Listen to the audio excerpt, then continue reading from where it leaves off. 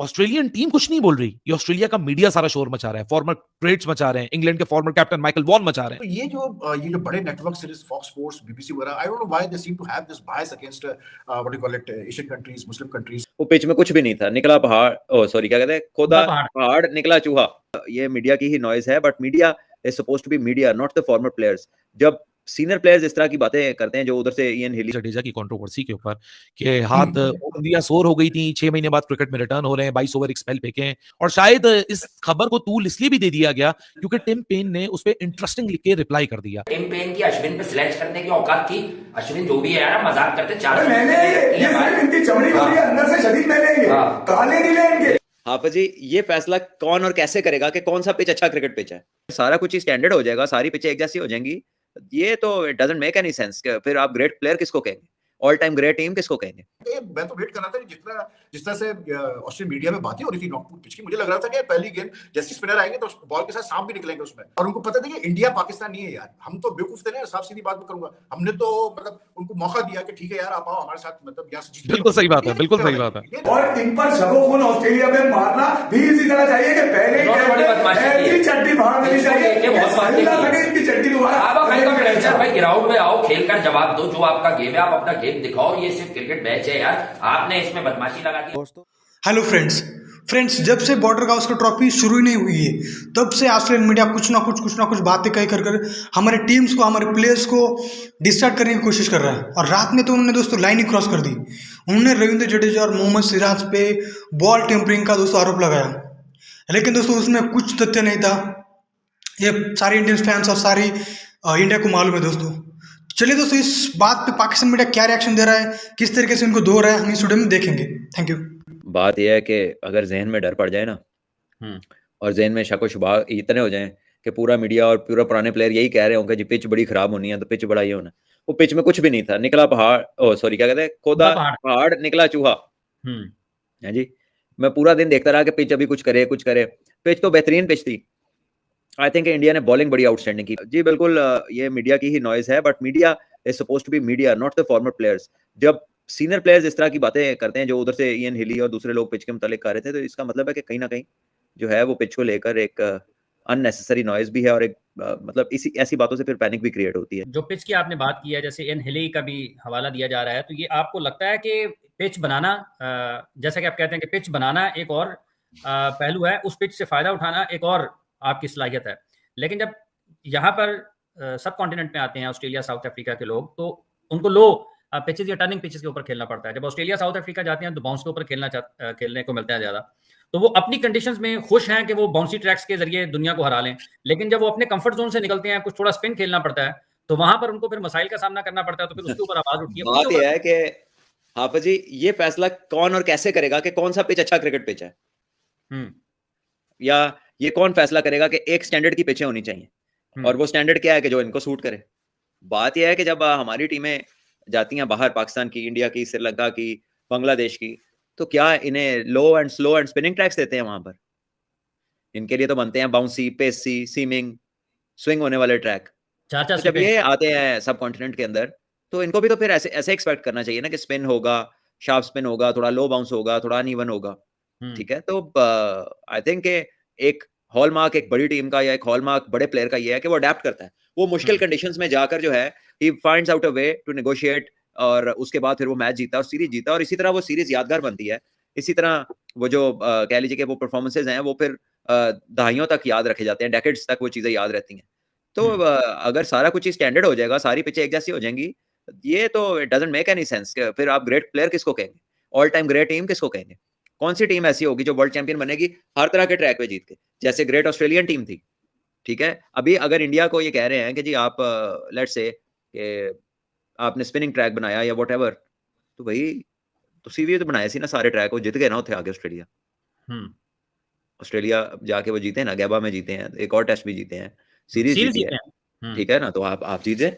बात यह है कि वो कोई रिक्वेस्ट लेटर तो नहीं आता किसी भी टीम का दूसरी को कि यार असं आ रहे हैं तो जरा स्टैंडर्ड पिचा बना देना। What is a standard pitch? Who will decide the standard pitches? So I think it is something that needs to be buried as a debate कि यार ये पिच स्टैंडर्ड नहीं है।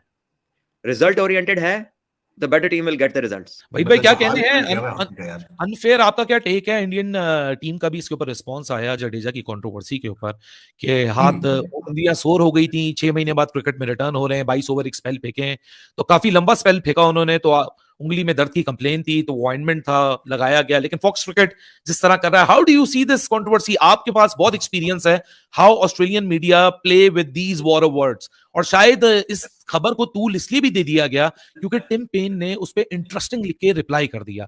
How do you see this? देखिए, I don't think he has tampered with the ball. You know why? Simply because if he had done that, I think by now we would have had a reaction from the match referee. By now we would have had a reaction. Secondly, umpires वहाँ आजकल इतना मतलब आप ball रख ही नहीं सकते अपने पास ना, ओवर खत्म होती है आपको बॉल पास ऑन करना पड़ता है एम्पायर को. Umpire would have noticed something, the match referee would have said something, the commentators would have said something. तो I don't think it's an issue. ये जो आप explanation दे रहे हो, जो मतलब इंडिया की तरफ से explanation आई है कि वो कोई ointment वाला लगा रहा था, I would go with that. इसलिए because if Australians are so convinced that he was doing something with the ball, why haven't they filed an official complaint as yet? They should have filed an official complaint by now. अगर if they are convinced that he was tampering with the ball, but for a spinner to tamper with the ball is totally like, you know, मुझे नहीं समझ रहा कि इस pitch पे जहाँ पर ऑलरेडी उसको हेल्प मिल रही थी, बॉल ग्रिप भी कर रहा था, ब्रेक भी कर रहा था, उसको जरूरत मतलब क्या करेगा टेम्पर करके बॉल को?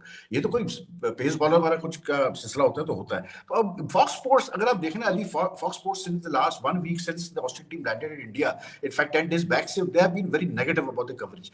If you recall, अभी ये जब वर्ल्ड कप फुटबॉल हुआ था, तो जिस तरह से बीबीसी ने कवर किया था वर्ल्ड कप की ओपनिंग सेरेमनी वगैरह को, और through out the world cup जिस तरह से वो कोशिश में लगे रहे कि किसी तरह से जो है वो क्या बोलते हैं अपना खराब किया जाए वर्ल्ड कप फुटबॉल को, तो ये जो बड़े network series Fox Sports, BBC वगैरह, I don't know why they seem to have this bias against what you call it Asian countries, Muslim countries, for some reason और the other. So they cook up all this thing. अब ये Nagpur pitch का आप देख ले, मिसाल ले ले, जिस किस्म की स्टोरी फॉक्स स्पोर्ट्स ने चलाई है, मतलब यार मुझे हंसी भी आती है. You know why? Because I mean यार, in December you play a test match on a pitch where the test match finishes in 6 sessions, और आप और उस पे आपका कप्तान डिफेंड भी करता है उस पिच को, ठीक है, जबकि आईसीसी 2 डीमेरिट पॉइंट दे रही है उस पिच को, और आपका कप्तान डिफेंड कर रहा है ये कहकर के the pitch was not dangerous. और उनको पता था कि इंडिया पाकिस्तान नहीं है यार, हम तो बेवकूफ थे ना, साफ सीधी बात मैं करूंगा, हमने तो मतलब उनको मौका दिया कि ठीक है यार आप आओ हमारे साथ, मतलब यहाँ से जीत. बिल्कुल सही बात है, बिल्कुल सही बात है, ये नहीं करेगा, इसलिए कि इंडिया को नहीं भी करना चाहिए. इसलिए मुझे तो पहली चीज ये सरप्राइजिंग लगती है कि आप किस मुंह से आप कंप्लेंट कर रहे हो पिच का. यार ये वो टीम है, ये वो मुल्क है जो आपको 2 दफा हरा चुका है,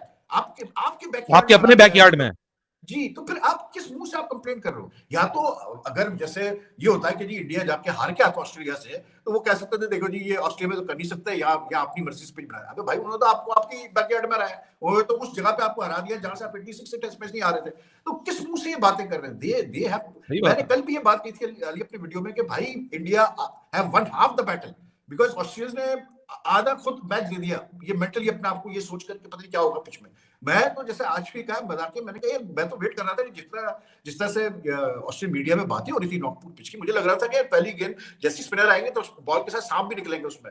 कोई कह रहे जी वो नायलॉन की ग्रिप पहन ली जडेजा ने. बात आपकी यहाँ बहुत इंपॉर्टेंट है कि पिच से आप उसकी खुद की जब बॉलिंग हो रही है, उसको खुद रिजल्ट्स मिल रहे हैं, तो उसको क्या मजबूरी है कि वो बॉल टेम्पर करे.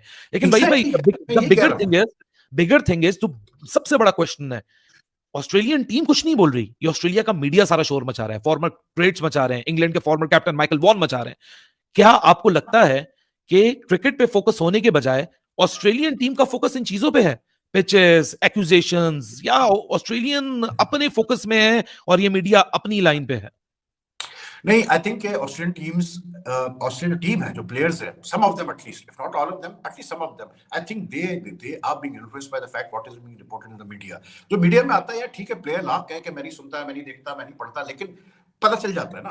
तो some of the players definitely are being affected by this sort of media coverage, जिसमें मतलब वो ऐसा है कि डे 1 से ऑस्ट्रेलिया ने जब लैंड किया, they are playing the victim card. मतलब उन्होंने पहले दिन से रोना गाना शुरू कर दिया कि जी ऐसा है और हमें साइड मैच नहीं मिला, हमें ये नहीं हुआ, हमें फला नहीं हुआ. और मतलब जिस तरह से उन्होंने नागपुर पिच को पेंट किया यार, मतलब आई मीन आज उनको तो मतलब बिल्कुल ही शर्म आनी चाहिए. मतलब ऐसी पिच, मतलब मुझे बता दे कोई अनयूजुअल, कल जितना शोर इवन इंडियन मीडिया में भी से कुछ लोगों ने शोर मचाया कि जी वो बीच में पानी दिया और एक साइड पे पानी नहीं दिया. और यार ये सब देखें, मैं आपको बताऊं, ये अभी सबसे बड़ा जो बंड मारा है इन्होंने ऑस्ट्रेलिया आज जो मारा है, आप देखें ना यार, इन्होंने इस चक्रों में जो है मतलब कोई, मैं कहता हूँ चले इंडिया को तो छोड़ ही दे, लेकिन कौन जवाब दे इस चीज का जो इन्होंने टीम सिलेक्शन की, मुझे बता दें. How can you drop Travis head?